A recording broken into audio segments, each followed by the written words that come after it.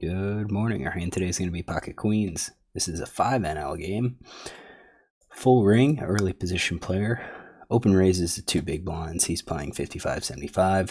This is a little concerning because of his stats, but I only have 29 hands on him.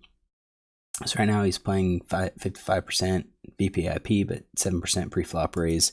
His raise, once in small blind, once in mid position. This could mean that he's got a stronger than usual hand.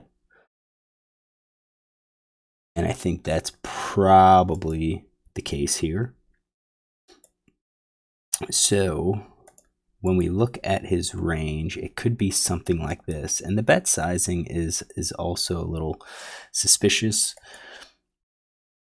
This could be just him being afraid to bet a lot of money and then losing it with, let's say, like ace king. Or this could be a hand that, aces, where he's afraid that if he raises, everyone's going to fold and he loses out. I mean, there's many different explanations, but I think we're going to give him something like this. This is 5.73%. This could be a little too wide, but that is a pretty tight range, and I'd expect him to call or to limp with a lot more, with like the rest of the pocket pairs, the rest of these hands up here, and your suited connectors, probably your offsuits based on his playing hand, maybe more of these ace X hands and so forth. So I'm going to go with that. I've got queens at 3-bet, and I'm not sure if this is correct. This guy could be considered a early position type player because he doesn't really raise preflop, in which case we should be 3-betting kings plus ace king and then calling a hand like that. If we just look at a regular early position player, we're looking at 3-betting like that, and then a 3-bet call looks something like this. I think versus him, I don't think we're extending into the calling range, because I kind of think he's closer to the tighter range, at least for his raise. I wouldn't, if he limped, this is clearly he's got a much wider hand, but the fact that he raised preflop, it's going to be tight. So I'm going to go with a range that looks something like this for my 3-bet, which puts me as a pretty tight range. And then he calls, and I'm going to assume that he would call his entire range. Flop comes Jack, Jack 6, which isn't too bad. All is ace, king, ace, queen, miss. But we could still be behind 2 kings and aces.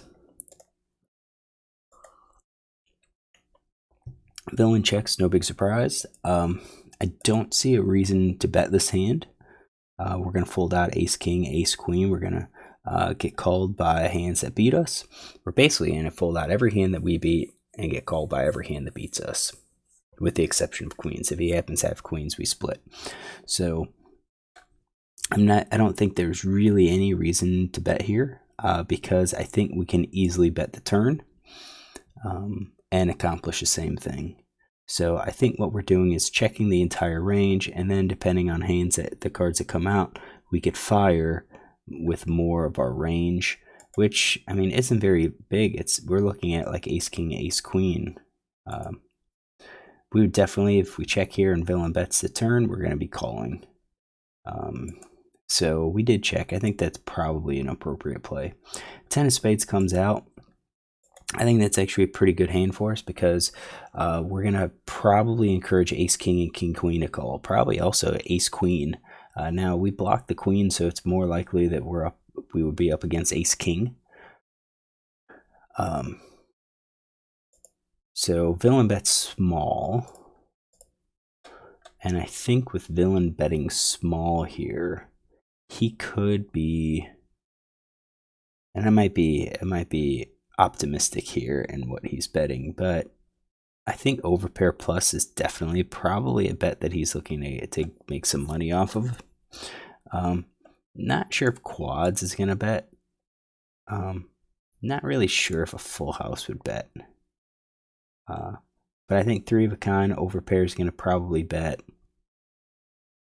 I think maybe some of these draws are going to bet. you know, like the flush draw, maybe the open-ended straight draw, and possibly the gut shots. I think maybe something like that, and that's why I would say we're gonna need to call, and we're gonna be calling.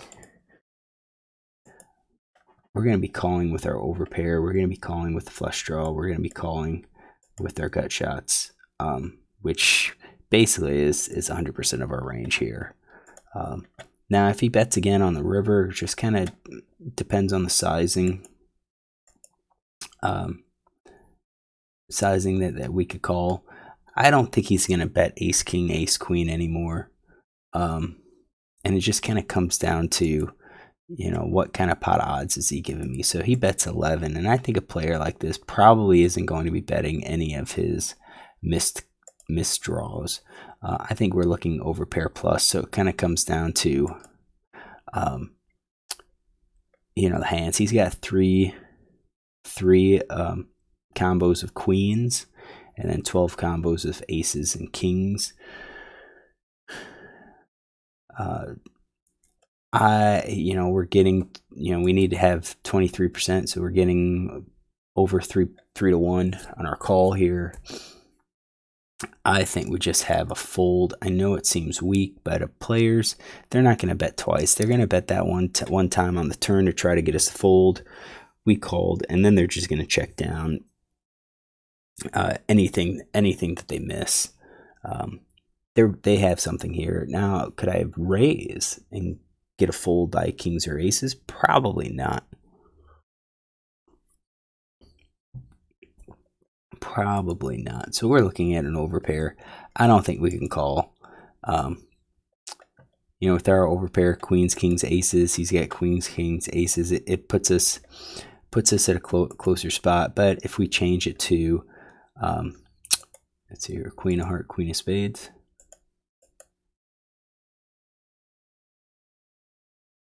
Yeah. Equity here versus both players is like 22%, or win percent is like almost 21%. I don't think we have the odds here to call. I really don't, but I did call. I'm not going to be surprised to see a jack or like aces and kings. Probably jack. And he shows jack 9, which wasn't in his range to begin with. So kind of fits the smaller bet size. Unusual that he would have bet, but again, only out of 29 hands. So, you know, we take a note and we continue on. So raise first in 2 big blinds, EP, and call, cut off 3-bet, 8 big blind, 3B, yeah. With jack 9 of hearts. It's kind of surprising that he called with jack 9 of hearts.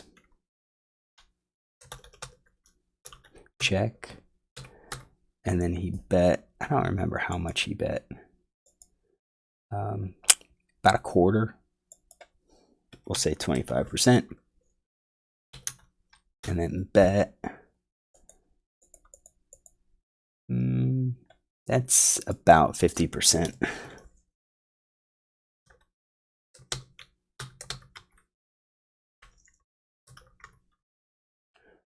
All right. So, I don't really like the river call.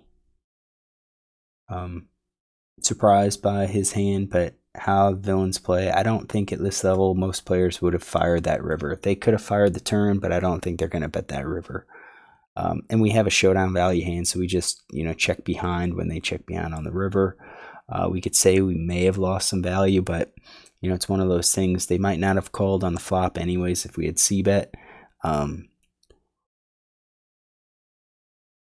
We blocked the queens, you know, we blocked the straights. So, yeah, I just think this river bet is what cost us. All right, hopefully you enjoy this hand. If you do, look tomorrow for another.